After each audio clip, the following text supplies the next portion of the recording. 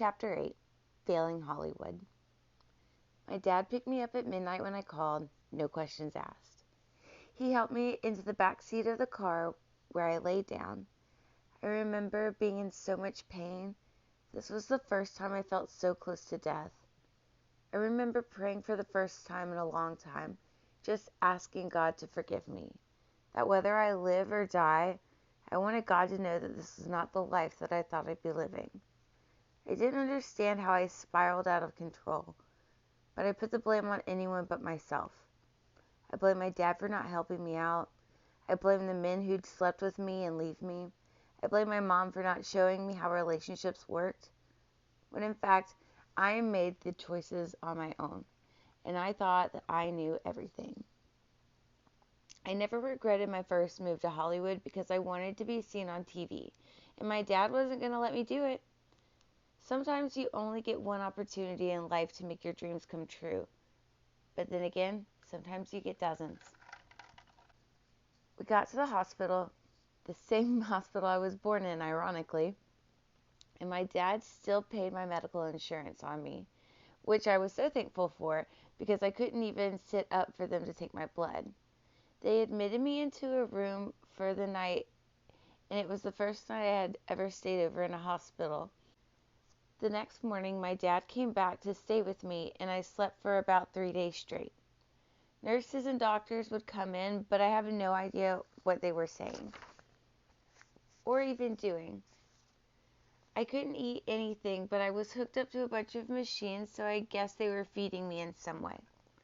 I couldn't stand a shower, nor could I even talk.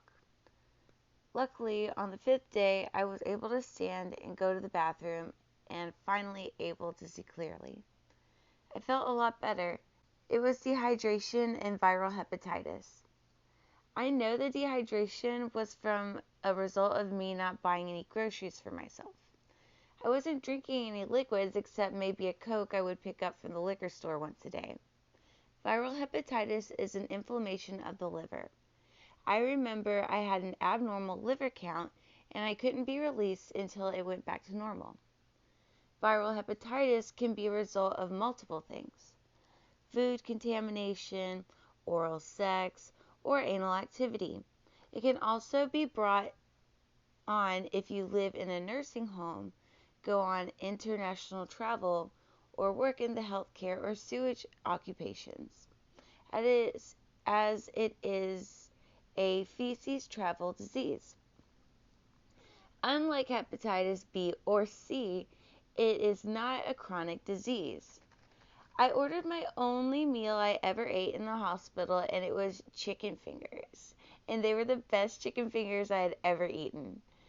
Now, I'm a chicken finger connoisseur, and I've been eating chicken fingers for like 24 years of my life, and I still dream about these Riverside Hospital chicken fingers. I was released the same day, and my dad came to pick me up. I stayed with him for a few days because I still needed to get better, and to be honest, I needed a break from my dirty apartment and my dirty job and dirty men. Living with my dad for a few days was actually pretty nice. I had all the liquids I wanted, all the medications I needed. It was warm, and it was clean, and it was familiar. I just watched TV all day, and I didn't have to worry if I was going to be making money or how much money that was even going to be. After staying there and talking with my dad, I told him I was behind on bills and in a great deal of credit card debt, and I had no job. I wasn't going to tell him that I was basically a hooker. My dad asked if I wanted to move back and go to school. Did I want to? Absolutely not. I was very hesitant about the whole thing. The biggest incentive my dad had offered was to not only pay for my school as he did in the past, but also pay me to go to school. For every class I was enrolled in, he'd pay me $100 each month. I would have to give him reports on how I was doing, but it sounded like a good opportunity. Plus, the additional $100 for every A grade that I'd get at the end of the semester sounded good. I was always great in school. Even if I didn't like it, I was good. So I agreed. That, and I was on the verge of eviction, and creditors wouldn't leave my phone alone. I thought, what better way to solve my problems than just escape them? Oh, the intelligence of a 19-year-old. They all know everything, don't they? I was paying month to month after my year lease was up, so it wasn't too big of a deal to move. My dad and brother went up to my apartment with a moving truck and just threw everything into garbage bags. I only had a futon for furniture, so they tossed that. It was the easiest move I think I'd ever been through. It was a relief to be back at my dad's house.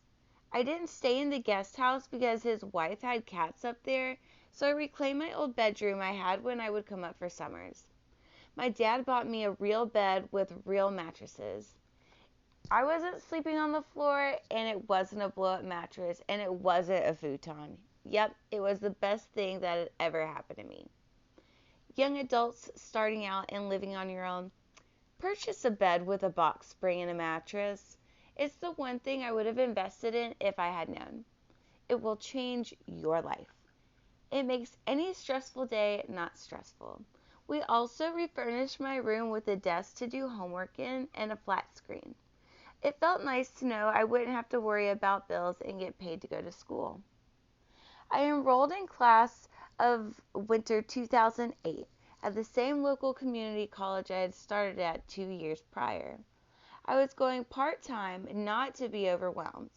I took an English class and a math class and an online Western Civ. I made it through my first semester pretty easily, but I was getting restless. I missed going on auditions. I missed dating. My dad made me a deal. If I kept up with my college, I could drive into Los Angeles on my own and do whatever I needed to do if I let him know.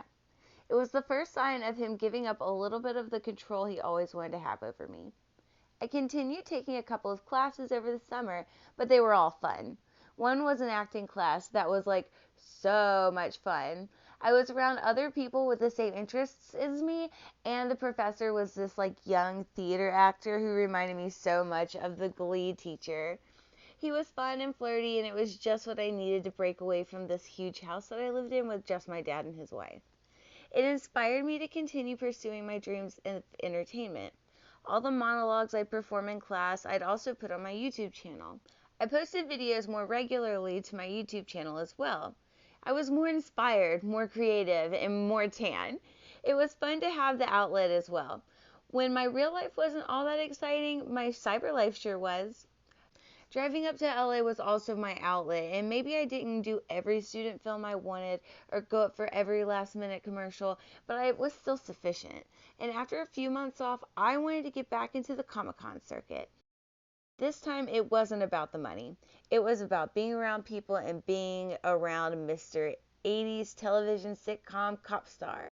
As my sex life was non-existent in my dad's house, I would go to these conventions in my little costume and have my Comic-Con boyfriend and fly back home to reality. I think this messes with people's heads as well. If you have a sort of like fantasy life, when you do head home into your real life, you can get sort of like severely depressed. It's awful to have to go to class where no one acknowledges how awesome you are every time you walk into the room. I was so used to people wanting pictures with me and wanting to talk with me, it sort of like gave me shell shock not to have anyone who cared about who I was or what I was doing. My relationship with my mom started getting stronger that year as well. She was going through some shaky times in her new marriage, and I really only met stepdad number 3 a couple of times. Once at a Comic-Con, and once when they came out for my brother's college graduation. However, I always wanted to listen to my mom. I missed her, and I always genuinely felt like we had this strong mental connection. She understood my ways and the reasons why I did things. I don't think anyone else could really grasp this. We talked on the phone a few times a week, and she and my sister would send care packages. My sister Callie would come out more often to visit and get away from situations back there, and we became closer than ever. We started becoming friends rather than just sisters who lived together because we have the same mom. I turned 20 and felt a little bit of anxiety that I was wasting my life in this town. Going to college and living with my dad, being isolated. I was itching to move back to LA after the summer, but could never seem to save any money. I'd get checks from my dad and would go spend it on tanning or nails or some designer's shoe. I just could not get my financials together, nor was anyone going to rent to me because of my credit condition. So in a sense, I was stuck at my father's place. My father had gone through some financial struggles a few years prior due to some bad investments, and that's when he started going to daily mass. He would get up and go every morning, and he still does today. In the fall, I went back to stripping secretly in the city industry, which was about an hour away from my dad's house. I would say I was going to work at a funeral home overnight so it wouldn't seem weird that I'd be coming home at 4 a.m. I hated lying to my dad, but I really wanted to make the extra money, get out of town where I was living, and go back to LA. I also wanted to quit school, but above anything else, I wanted attention again. I wanted to feel loved. I wanted to go perform on stage at these clubs and feel like a star. Everyone wanted me. Everyone would wait for me to get off stage to talk to me, to dance with me. It was a great feeling that made me feel fulfilled. I felt beautiful. What didn't make me feel beautiful was the unwanted grabbing. They were never supposed to touch you, but this strip club was pretty much paying you to get molested every night. I would cry on the way home and would stop at 3 or 4 fast food chains to eat. I wasn't gaining weight because I was dancing 8 hours a night, but the food was my comfort as it was when I was a child. It was something I could rely on. It made me happy and calm. I'd get home and my dad's office light would be on. He would wait up for me every night. I always saw this as a positive as my dad cared. He might have been overprotective, but he cared about me. And I was starting to see this ever since my hospital incident. I was feeling emotionally conflicted. Here my dad was, paying me to go to school, allowing me to continue my dreams of acting, and waiting up for me, all the while I was lying to him, stripping for money, getting molested every night for attention, and binge eating to no end. I would talk to my dad about being depressed and being confused about the direction of my life. He suggested that I go to church with him if I wanted. I started going with him every day, even in the mornings that I'd come home at 4 a.m. I'd wake up and go to church, talk about good versus evil struggles, and then I'd go do something that was morally wrong but also mentally abusive to myself at night. And in the mornings, I'd pray to God's forgiveness. I was also praying for direction, the biggest constant prayer of my life. I'm always struggling to find where I'm supposed to go in life. I really want to make God happy, and I also want to make myself happy. Why is this so hard for me? If I'd go every day to church or every other day and just pray. I'd go to school during the day, and at night I would go watch TV with my dad until I'd have to go to work. I'd go every day to church or every other day just to pray. I'd go to school during the day, and at night I would go watch TV with my dad until I had to go out to work. On the weekends, my dad and I would go to the movies as well as go out to eat. It was nice to have a year with my dad in a relatively peaceful environment. It reminded me of times in Illinois when my mom would take me out to movies, shopping, and on the weekends. It was just quality time with my family doing normal family activities. This will be the only time I use normal and family in the same sentence when it comes to myself. Even though I loved living with my dad, I hated living with his wife. There are a lot of issues to discuss with her, and I haven't even touched the tip of the iceberg when it comes to this book, because I want this to be about my life, and I try to omit any memory or recollection of her being in it. She would love the power she had over my dad. Knowing her investments with his money was the downfall of his career and control over his money. When he went through financial troubles, the logistical thing to do would have been to sell the big mansion the two of them lived in with no kids and move to a condo or something smaller. She never would. She would never even sign papers so that my dad could borrow money on the line of credit on his own house. It totally blows to be helpless. My dad would never divorce her because it's against the Catholic faith, and maybe because she would get half, or maybe he's fine with the situation.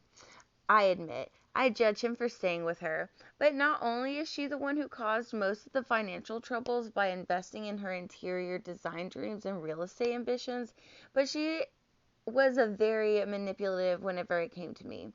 It was very rare to go to the movies with my dad alone, and it was very rare to spend any time with my dad alone. As I'm writing this, I like to say my dad and me, even if in reality it's my dad and his wife and me. She was a tag along for most everything, but I never acknowledged her then, and I don't now.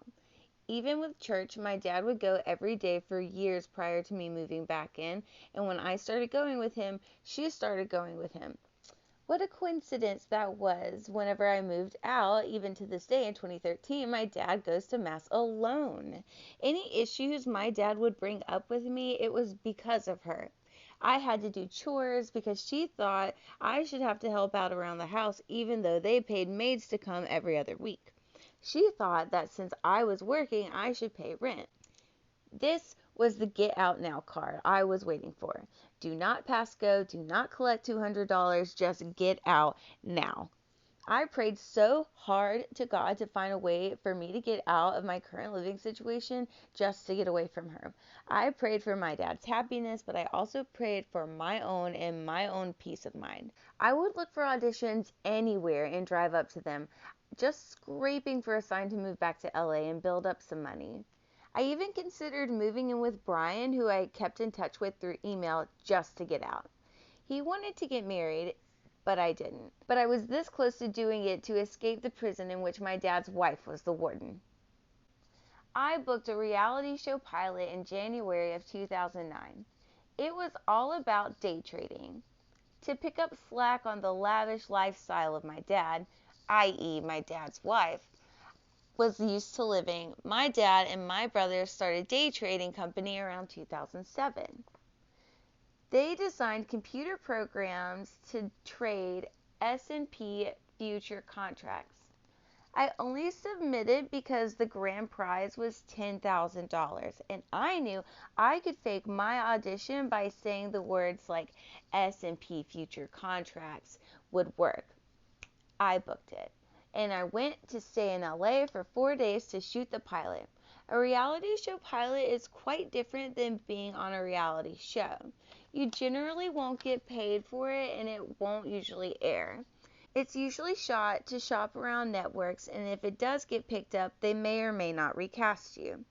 Either way, I was excited to have a chance to win such a large lump sum and use it to get my butt back to Hollywood before I'd spend it all.